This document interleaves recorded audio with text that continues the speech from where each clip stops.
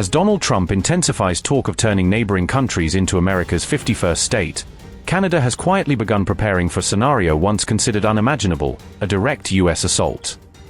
According to reports, the Canadian military has drawn up a full hypothetical model of an American invasion after Trump openly floated the idea of incorporating Canada as the 51st state.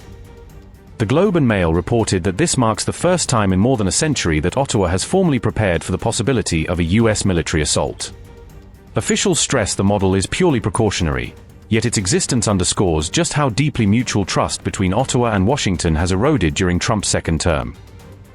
The model envisions a US attack launched from the southern border, capturing key Canadian positions within just 2 days, possibly 48 hours. It warns that Canada lacks sufficient troops and heavy equipment to stop a conventional army. The plan shifts focus toward unconventional warfare using ambushes, sabotage, and targeted drone strikes.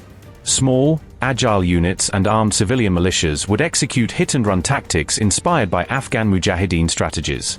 The aim would be to impose high US casualties and raise the long-term cost of any occupation.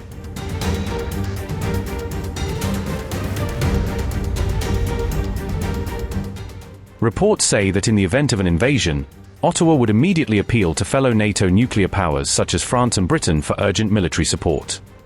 Senior officials acknowledge that any American attack would probably spark a global response, drawing nations into Canada's defense under international law. The scenario envisions irregular fighters and local militias disrupting enemy supply lines and launching guerrilla-style strikes from urban centers across the country. Defense planners believe Canada would have roughly 3 months to ready its defenses for a combined US land and sea assault, though warning signals might appear sooner. Interestingly, General Carrigan has proposed forming a 400,000-strong volunteer reserve to wage resistance operations should US troops ever occupy Canadian territory. Military analysts say the first warning signs of impending aggression would likely be a sudden severing of NORAD coordination and a loss of joint airspace control between the two allies.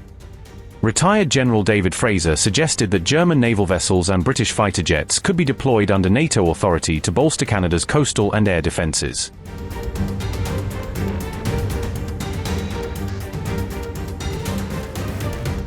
General Fraser said Canada would rely heavily on Ukrainian-style combat drones and portable anti-tank weapons to slow advancing forces and buy crucial time.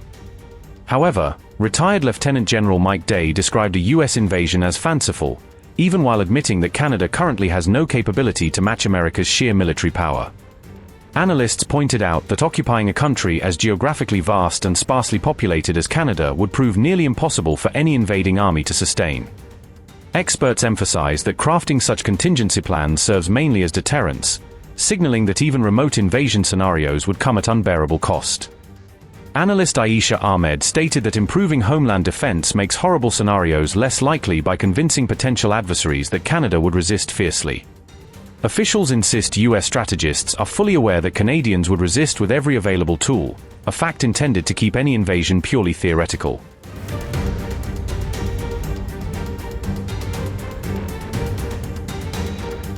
During his second term, Trump has publicly suggested annexing Canada, Greenland, and even Panama as part of an expanded American sphere of influence.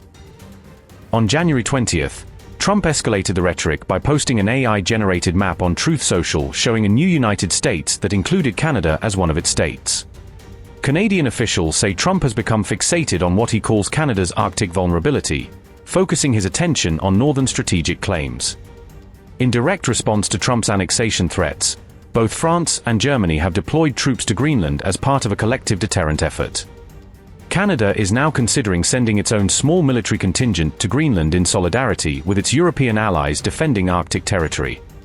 Prime Minister Mark Carney affirmed that Canada stands firmly with Greenland and Denmark, reinforcing diplomatic unity against expansionist pressure.